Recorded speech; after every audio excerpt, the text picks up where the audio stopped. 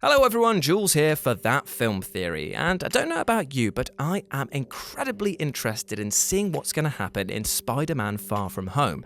After the trailers and teasers have been digested, there does seem to be a lot of spoilers already showcased in full. For instance, we got to see the new, air quotes, hero Mysterio fighting a trio of gigantic monsters, possibly Hydro Man, Sandman, and Molten Man, and rumour has it, in fact a rumour that we published on our sister channel What Culture, that we aren't seeing the real Mysterio here and that he's actually living up to his reputation as a master of illusion to spin an image to hide his own reality. Yes, you heard that right, the Mysterio that we're seeing here, well, he's probably just a fake. Are you confused? Well, let's have a chat, because I'm Jules, this is That Film Theory, and here is how Mysterio and Doctor Strange might actually be pretty closely linked. Now, what we know of Mysterio in the MCU is pretty limited beyond what the trailer shows. He appears to be a hero with incredible mystical powers capable of battling the so-called elementals. We're supposed to believe that he's a good guy because he attempts to protect Spider-Man from their threat.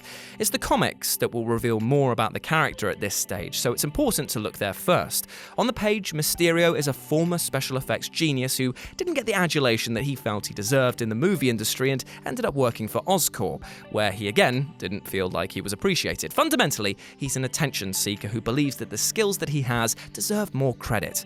I know that, right? That isn't necessarily how his backstory will go in Far From Home, but it seems likely that him seeking fame and recognition will be in there. And therefore it's rumoured that he's either projecting the elementals or has somehow summoned them in order to appear heroic and channel some of that Peter Parker fandom, which would give him the arc of being motivated primarily by fame hunger.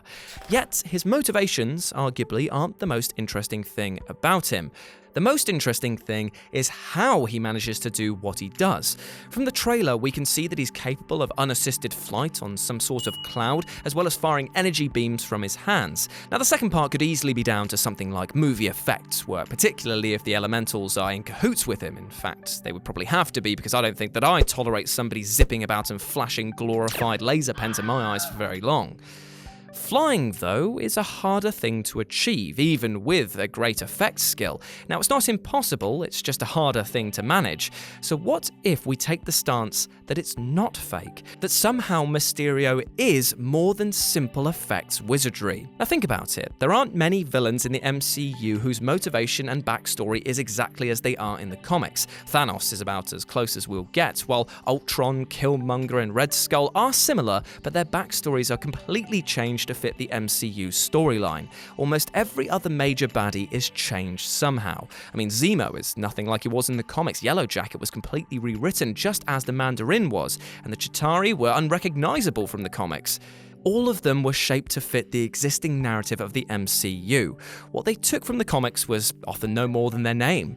That goes for pretty much all of the villains we've already seen in the Spider-Man continuity too. The Shocker became 2 low-level goons, and most notably the Vulture became a scrap merchant with a vendetta against the government and Stark Industries. Only the Tinkerer was anything like what he was in the comics.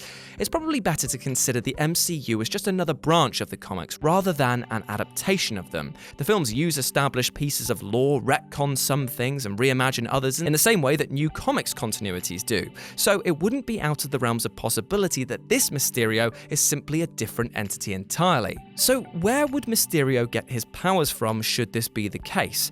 Well, the key for Homecoming's integration into the MCU was the introduction of the idea of leftover villain technology, tech from the aftermath of the Battle of New York and Crossbones' gauntlets from the kickoff sequence of Civil War. It was an ingenious ploy, and it made Spider-Man feel like an organic annex to the MCU. Even more importantly, it gave us a smart explanation for how these colourful characters could be so empowered without having to go into sillier waters.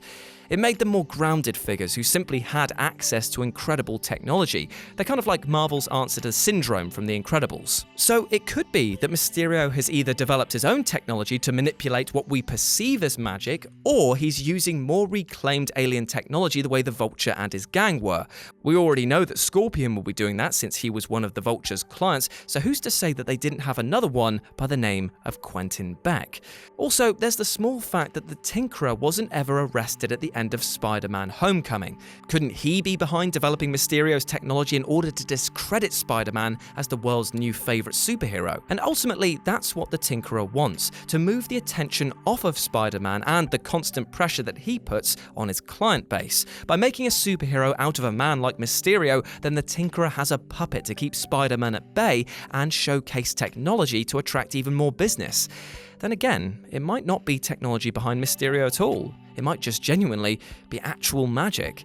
When you watch the Far From Home trailer back again, there's something awfully familiar looking about the green light projections Mysterio seems to be firing at the elemental monster in Venice. As well as firing these conventional green energy blasts, Mysterio seems to be conjuring something like the magical symbols used by Doctor Strange, the Ancient One, and other sorcerers.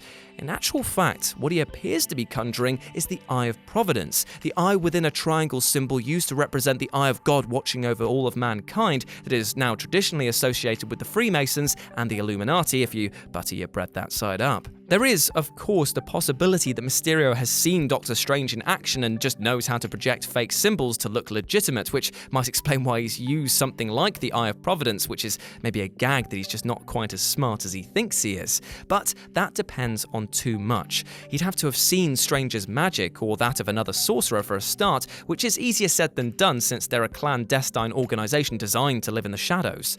The only time that he could have perhaps witnessed Strange's powers was in New York during the first invasion of the Black Order during Infinity War, but if those events are wiped out by time travel in Avengers Endgame, then he'd never have been able to witness it at all. It all gets very confusing. More likely, it's that he's exhibiting legitimate magical powers, which can only be possible one way, the same way that Doctor Strange's powers are possible. Mysterio is a trained sorcerer, and not only that, he's also wearing a relic that Doctor Strange wears the Cloak of Levitation as his. Only a true sorcerer could wear a relic, so it's not as if Mysterio could have stolen one. A relic chooses the sorcerer after all, so his path must have started with good intentions and been turned to a darker way in his pursuit of fame and notoriety.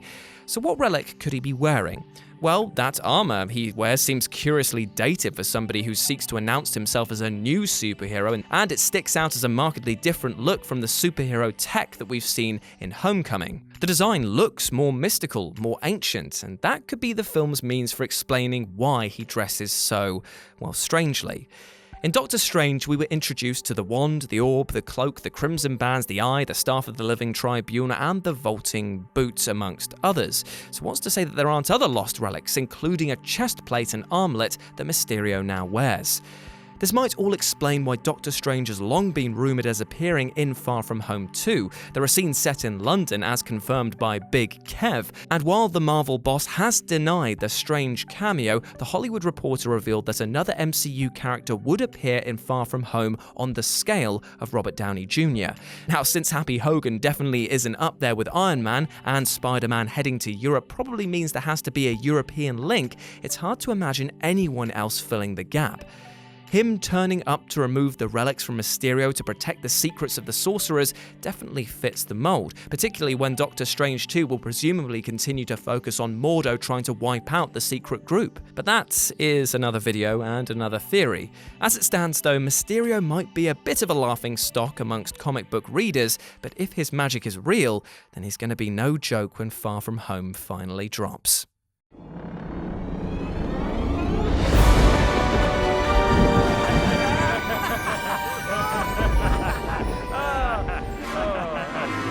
Look, my son, look at the marvel that I have created. Comics. They called me a fool for trying to put a dead meme onto a t-shirt. A damn bold fool! A damn bold fool with an ass that won't quit. It got quite personal towards the end there. But look who's laughing now! Quiet! Quiet, my son, my ugly son, for my other creation rises. Look at the quality fabric, hand-stitched by blind orphans, the perfect letter spacing calculated so meticulously that Rich Hudson had an erection for months about it, and a colouring so deep that I had to buy the dye off the dark web. Oh, for God's sake, Josh! Sorry.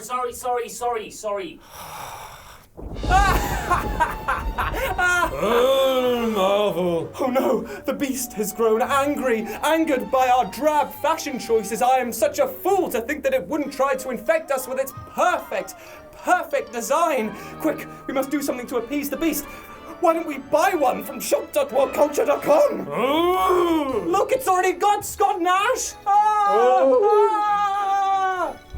Oh no!